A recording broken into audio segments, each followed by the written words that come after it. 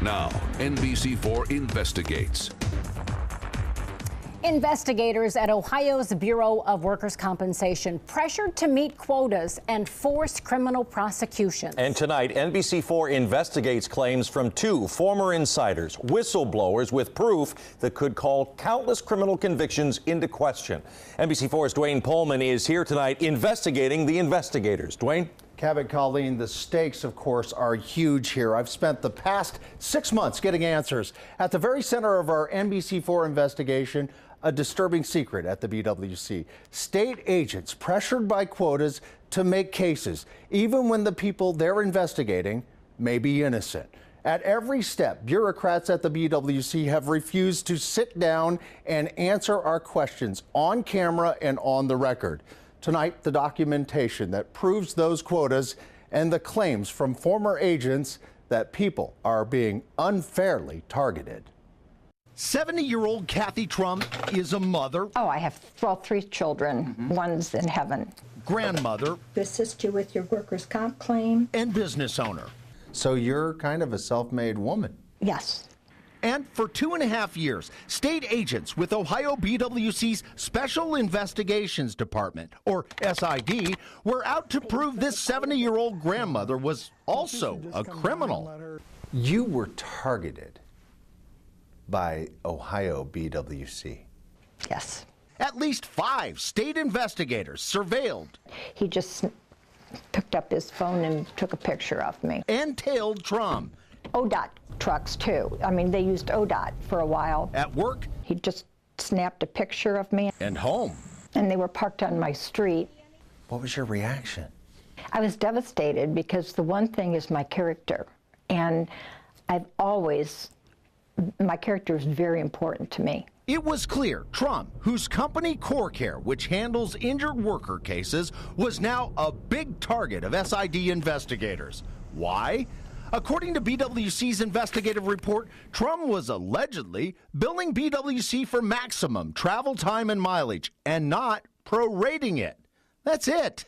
After spending more than $63,000 and hundreds of hours to tail, surveil, and investigate Trump, the SID delivered this report in 2012, stating Trump had fraudulently billed the state $2,632.20 and referred the case to the Ohio Attorney General's office for criminal prosecution. You pushed back. Right, and I had backing. My claimants were there for me. Doctors were there. Attorneys were there for me. If you didn't fight back and you accepted this, they could have gotten you on fraud at multiple levels. That's a criminal offense. Did you realize that? Were you told of that? I was told that by my attorney, and I said, you know what, then let's go to court. Trump didn't have to go to court. In September last year, the Attorney General passed on prosecuting Trump, stating the whole matter was more or less a billing error, writing, "The state lacks evidence. Trump acted intentionally and with purpose to defraud BWC," recommending Trump reimburse BWC for being overpaid. Trump never had to pay back a dime. The Attorney General's office did not pursue charges against you. No, because there were no charges. So why would state agents work so hard for so long to seek criminal charges against this grandmother who had done nothing criminal? NBC4 uncovered a disturbing answer. Clear evidence that state agents are being pressured to target and force the prosecution of people like Trump to meet quotas. Why would BWC investigators do this to a little old lady? Well, they have certain quotas that they have to meet on their criminal referrals. Quotas? Quotas. We would have quotas in our performance evaluations every year. Doug Hunter knows what he's talking about. He's a private eye helping Trump with her legal case. But from 1999 until he was fired in 2010, Hunter was inside BWC. In his last 5 years, Hunter was one of BWC's top investigators. Did you have quotas? I did. They were in my performance evaluations every year. NBC4 obtained Hunter's last evaluation as an SID investigator in 2009 and discovered those quotas listed as goals. The expectations for investigators are clearly spelled out. 16 closed cases that result in action, 5 referrals for prosecution, like the one Kathy Trum got. And incredibly, Hunter and other agents were responsible even for indictments, 3 of them each year. How can a BWC investigator be held responsible to convictions? You're not the judge and jury, or are you? We're not. But are investigators at BWC acting like judge and jury? Sure, because they have the quotas to meet. Hunter, who got a couple of below targets, appealed his evaluation and those quotas. By requiring an agent to meet this goal, the Ohio BWC has placed their fraud investigators in an ethical dilemma, Hunter wrote, adding, the agent must choose between meeting this goal in order to preserve his or her employment or make a criminal referral on an injured worker who has not committed a crime. In this email from July 2009, Jennifer Saunders, director of SID, responded, I have determined that the goals established by your supervisor as objective, concluding Hunter's evaluation was fair and justified. I called Director Saunders to talk to her about those quotas. Fine. I would like to talk to you. The director directed me to BWC Public Relations, who, after a series of phone calls and emails, sent this email to me stating, Jennifer Saunders will not be available for the interview requested. When I asked why, a representative wrote, the BWC does not see how this interview is in the best interest of the agency. The quotas, Hunter says, are not in the best interest of the people of Ohio. You're saying that state agents are required to go out, not only find wrongdoing, but be responsible for the criminal conviction of wrongdoing, regardless. Regardless. And they have to, because if they don't get the amount of convictions or referrals that they need every year, then their performance evaluation will show. Does this equate to an incentive to find wrongdoing where there is none? Absolutely. I've seen investigators push purposely to get criminal referrals over with their analysts just to meet those goals. Hunter is not alone. For a decade, Becky Roach was a special investigations analyst at BWC, responsible for handling several agents and their cases. How many times did you hear from agents that they were being pressured under these quotas? Constantly. It was a monthly thing. You know, how many cases do you have that can be referred for indictment? How many, indictments are you getting? How many convictions? What's it look like? It was constant. Roach quit her job at BWC in 2010. Are innocent people being railroaded because of this activity? Yes, they are. Yes, they are. Is that acceptable? No. No. What Roach and Hunter told me about quotas and withholding evidence was verified by another former investigator who asked not to be identified. That's kind of a shocking revelation. I took the findings of our NBC4 investigation to former Ohio Attorney General Jim Petro, who says quotas have no place in official investigations. That kind of incentive in their workplace is not appropriate in law enforcement. And at the same time, if there's instances where managers are saying to their investigators, withhold this evidence, don't give it to anybody because it's exculpatory and it makes it harder for us to make our case, then that's a crime from my perspective. That's a terrible act. And that is the kind of act that can result in a grave injustice. That grave injustice, Petro says, may now bring into question countless cases where BWC investigations led to convictions. I am concerned because I don't want to see a justice system anywhere that tolerates that kind of activity that we know leads to wrongful conviction. Since 1993, when SID began, investigators found nearly 25,000 cases of wrongdoing, collecting $1.5 billion, sending nearly 4,500 cases to prosecutors, and getting 2,279 criminal convictions.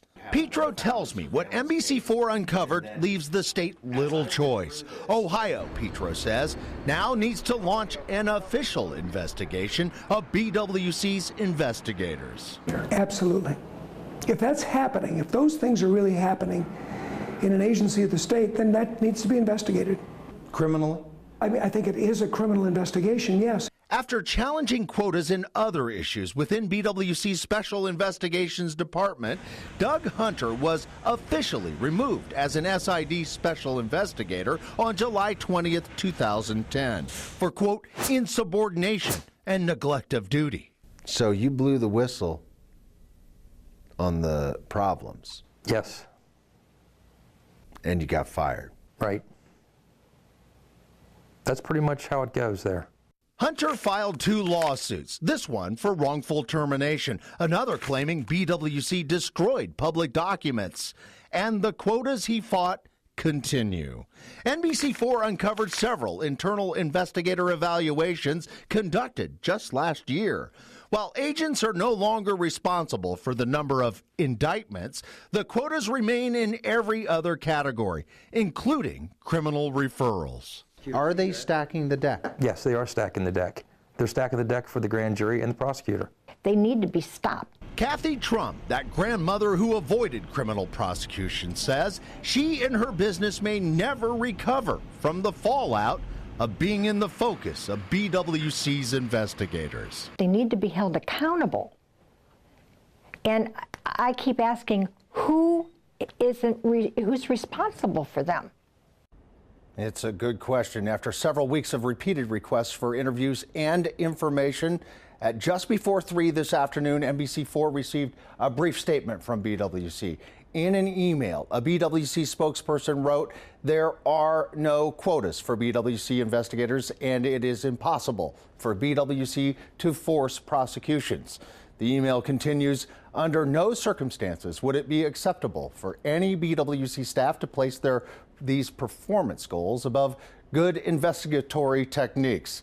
Now, this is the first time BWC or its managers have refuted or even addressed our inquiry about the quotas.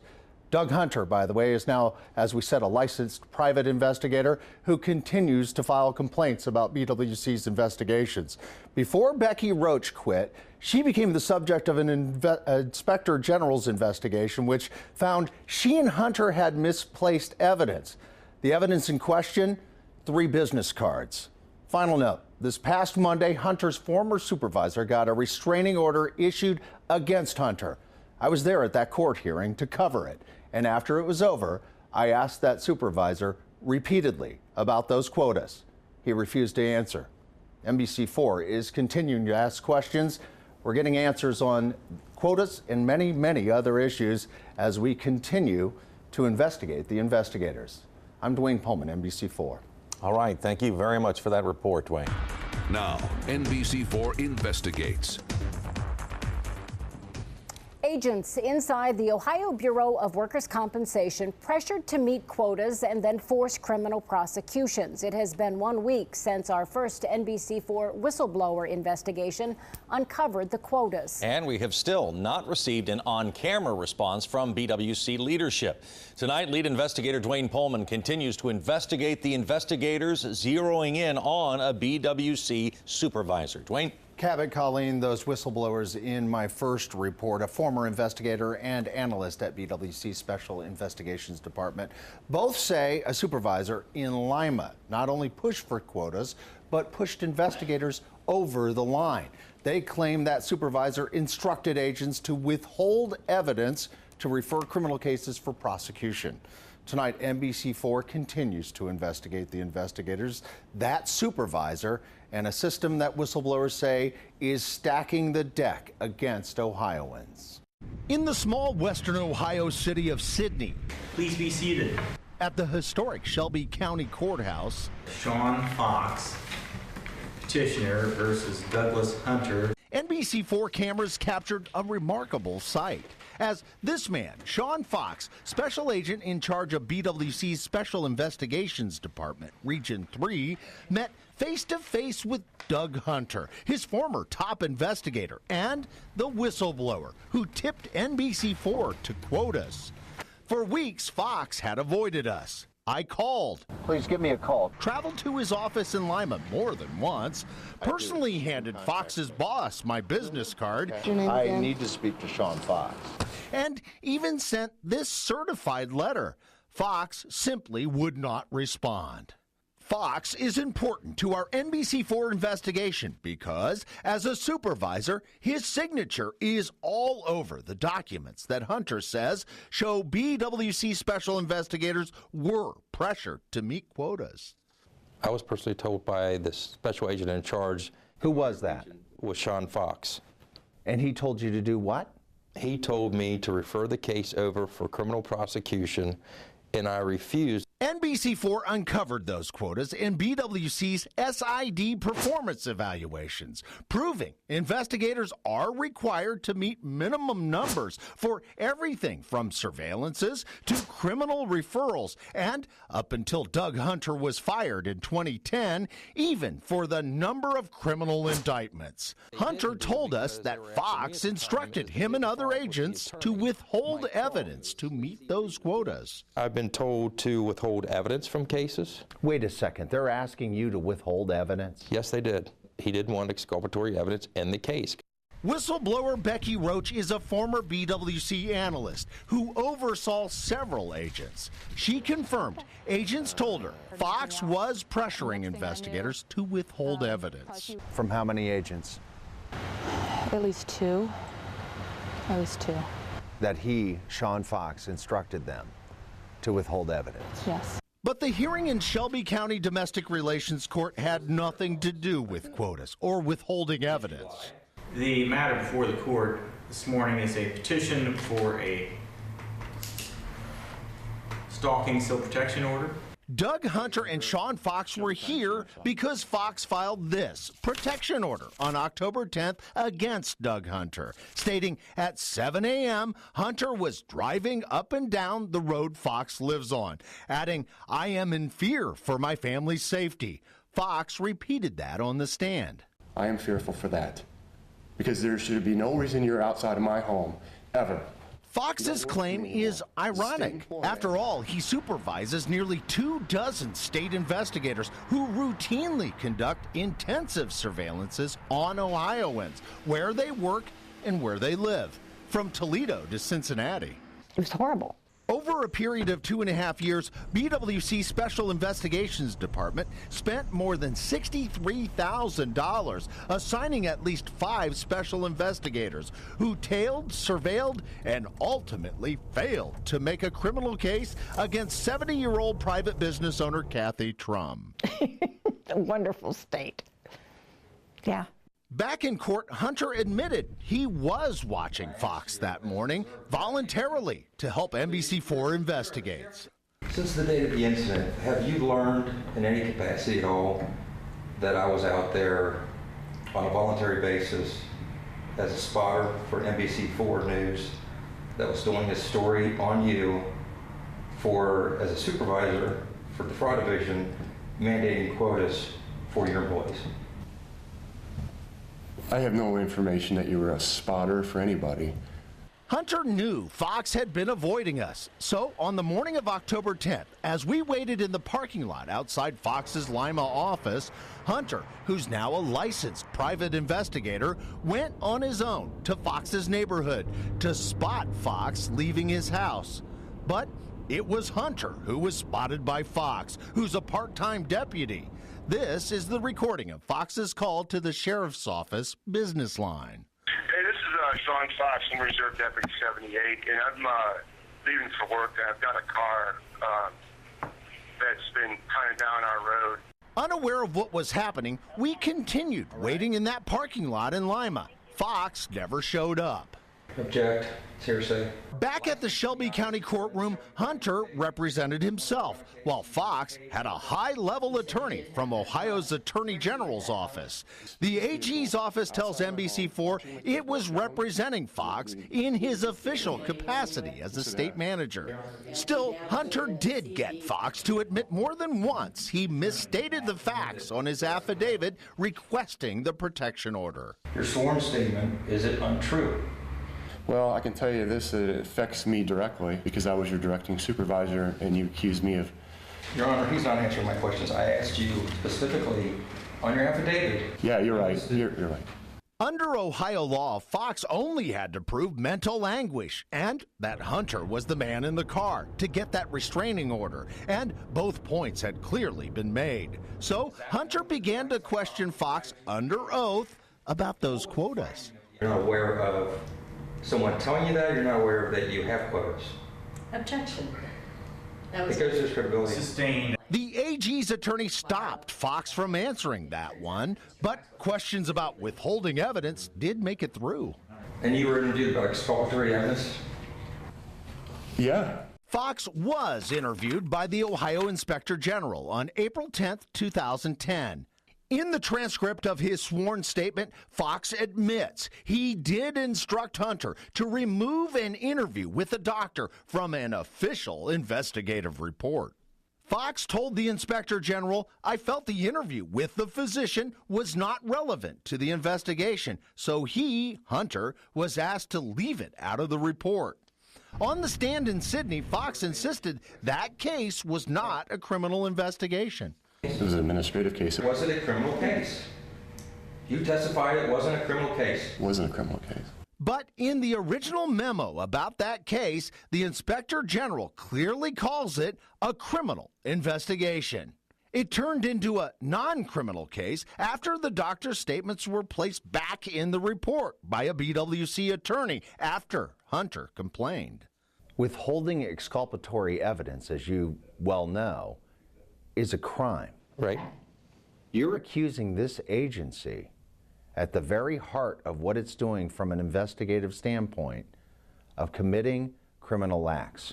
Yeah, if you're going to withhold evidence from the defense, yeah, absolutely. I showed the evidence and the accusations to Ohio's former Attorney General Jim Petro, who says what NBC4 uncovered needs to be criminally investigated. That's pretty overwhelming. Is it criminal? It is criminal. I think it's criminal, not that that individual would be charged with a crime, but it could be deemed to be a criminal act. Back in Sydney, the magistrate was quick to rule, approving a restraining order against Doug Hunter. After the ruling, I finally got a chance to ask Fox specific questions. Do you have a quota system? Do you tell your investigators how many indictments? Why don't you answer that question? You have people who are saying that you withheld evidence, exculpatory evidence, to get wrongdoing against people who are innocent. Why are you not responding to that? While Fox would not answer my questions, NBC4 uncovered proof that Sean Fox himself was also under pressure to meet quotas. In Fox's personnel file, we uncovered his performance evaluation. The most recent one, signed March 12, 2013, by Special Investigations Director Jennifer Saunders and BWC Administrator Stephen Buer. Director Saunders wrote, Fox's team, quote, has fallen slightly on referrals for prosecution, but noted, quote, Sean has been addressing these issues by conducting very aggressive case reviews.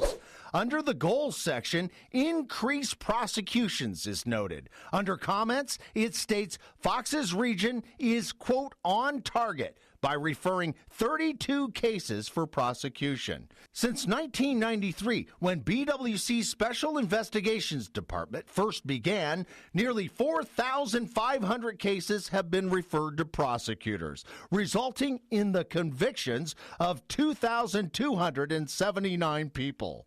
But if Fox was under the same pressure as his agents to meet those quotas, he was not talking about it. Why do you run from us?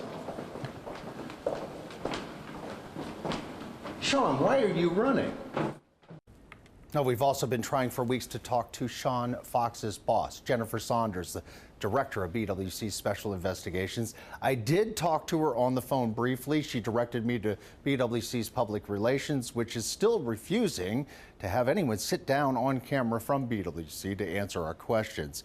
We made another request for that this afternoon. So far, we've received only a brief statement from BWC. They're refuting the quotas. They call them goals, and this is the only response that we've gotten. There are no quotas for BWC investigators, and they added, under no circumstances would it be acceptable for any BWC staff to place performance goals above good investigatory techniques. We'll continue to stay on top of this as our NBC4 investigation continues to grow.